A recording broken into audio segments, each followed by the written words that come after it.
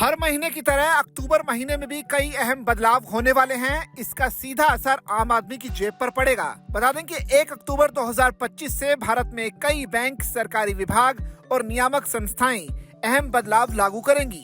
इन बदलावों में बैंकिंग शुल्क, एनपीएस पेंशन नियमों से जुड़े प्रावधान और आरबीआई के चेक क्लियरिंग चार्जेस शामिल हैं। आइए इनके बारे में डिटेल से जानते हैं। सबसे बड़ा और सबसे पहला बदलाव है यूपीआई को लेकर, क्योंकि मीडिया रिपोर्ट्स की माने तो यूपीआई में अगले महीने यानी 1 अक्टूबर 2025 से बड़ा बदलाव होने जा रहा है। यूपीआई अगले महीने से अपनी P2P सर्विस बंद करने वाला है। इसके तहत अब आप अपने दोस्त या रिश्तेदार से यूपीआई के जरिए उधार नहीं मांग पाएंगे।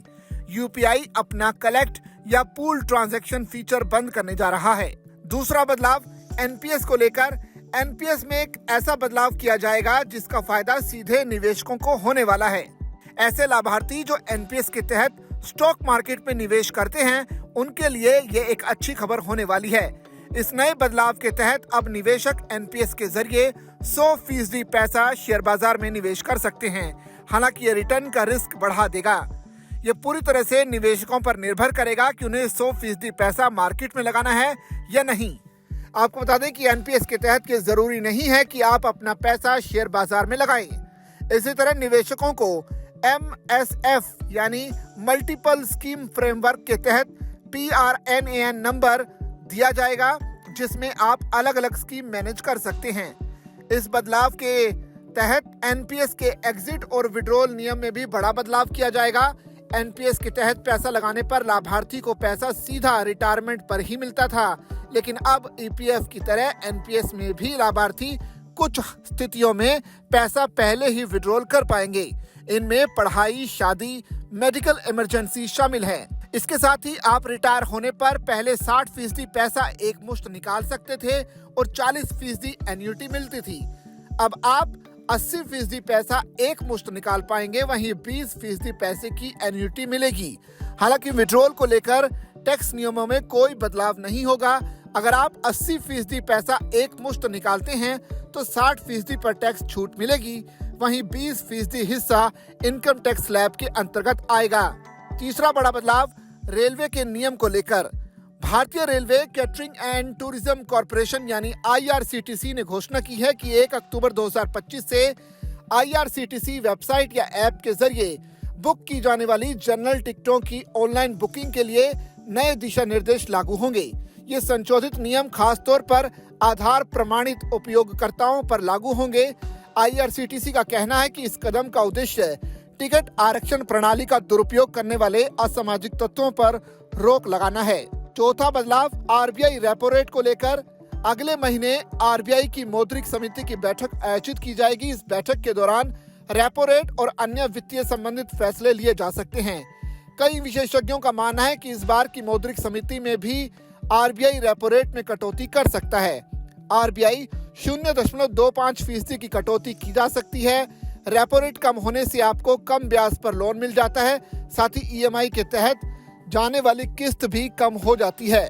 पांचवा बदलाव HDFC बैंक ग्राहकों के लिए करने जा रहा है, क्योंकि HDFC बैंक ने अपने इंपीरिया ग्राहकों को ईमेल के जरिए सूचित किया है कि टोटल रिलेशनशिप वैल्यू बनाए रखने के नए मानदंड 1 अक्टूबर 2025 से लागू होंगे। बैंक के मुताबिक जो ग्राहक 30 जून 2025 या उससे पहले इंपीरिया प्रोग्राम से जुड़े हैं, उन पर भी ये संशोधित नियम 1 अक्टूबर 2025 से लागू होंगे।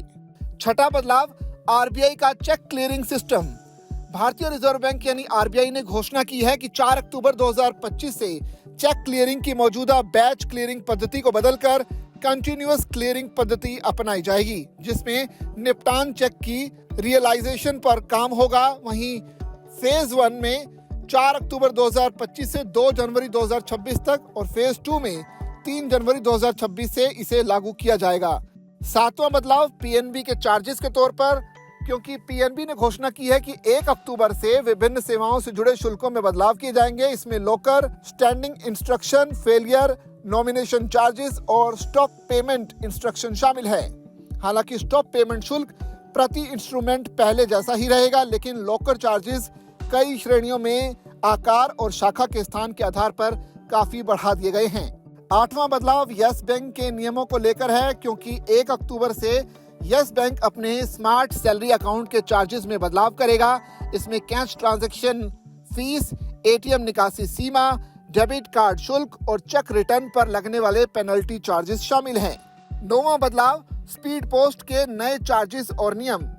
1 अक्टूबर 2025 से स्पीड पोस्ट सेवा महंगी हो जाएगी, क्योंकि इंडिया पोस्ट ने विभिन्न श्रेणियों के लिए दरों में संशोधन किया है। अपग्रेड के बाद अब स्पीड पोस्ट में अलग से जीएसटी डिस्प्ले किया जाएगा। सुरक्षा और सुविधा बढ़ाने वाली नई सेवाएं मिलेंगी।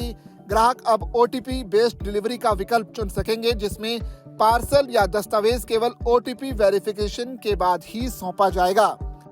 और आखिरी जो बदलाव होने जा रहा है 1 अक्टूबर से, वो है पीएफआरडीए का सीआरएस चार्जेस, यानी pension fund regulatory and development authority ने सेंट्रल रिकॉर्ड कीपिंग एजेंसियों द्वारा पेंशन सब्सक्राइबर्स को दी जाने वाली सेवाओं के शुल्क में बदलाव किया है। ये बदलाव 1 अक्टूबर 2025 से लागू होंगे और कई योजनाओं पर इसका असर भी देखने को मिलेगा, चाहे नेशनल पेंशन सिस्टम की बात की जाए या एनपीएस लाइट, एनपीएस वात्सल्य, यूपीएस यानी यूनिफाइड पेंशन स्कीम, अटल पेंशन योजना। संशोधित शुल्क ऑनलाइन और ऑफलाइन दोनों मोड में खाता संचालन के लिए इसका इस्तेमाल किया जाएगा।